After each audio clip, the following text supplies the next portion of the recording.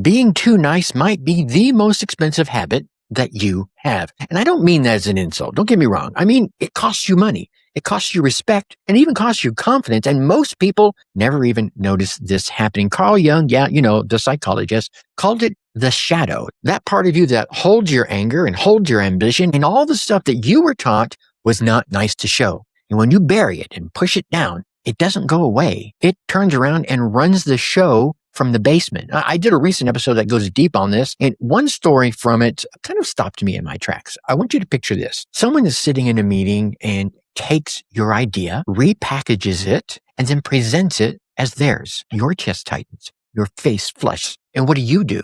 Well, most of you will smile and you'll say, well, that's great. Thanks for building that. And then you go home and you replay it. Not once, not twice, not 3 times, maybe 17 times. And somehow, by morning, you have probably convinced yourself that you were the problem. That, my friends, that's not weakness. That is data. That's information. That's your brain telling you you had a boundary that got crossed, and your only response was to apologize for having that boundary in the first place.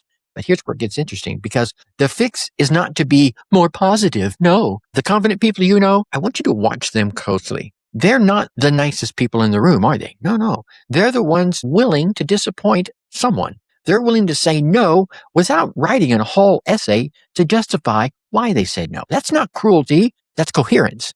It's what happens when there's no gap left between what you feel and what you're willing to say. I want you to picture a manager who keeps rewriting your work without asking why you made the decisions and wrote those things down. The nice version of you stays quiet and works harder to prove yourself. The version I'm talking about will say something like, tell me what you want changed and I'll explain my reasonings of why I put it down there in the first place. Same person, different relationship with their own shadow. And that shift alone changes how people will treat you. Not because the universe rewards you with good vibes or for good vibes, because people generally treat you the way you treat yourself. But here's the most important part that I don't think anyone talks about. And if they do, they don't talk about it enough.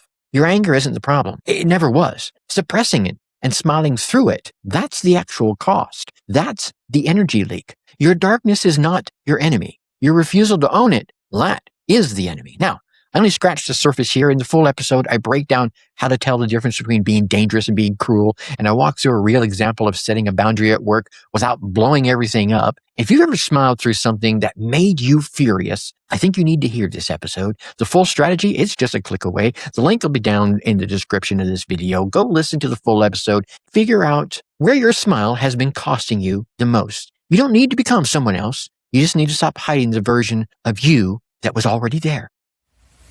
Your Success DNA podcast. Your success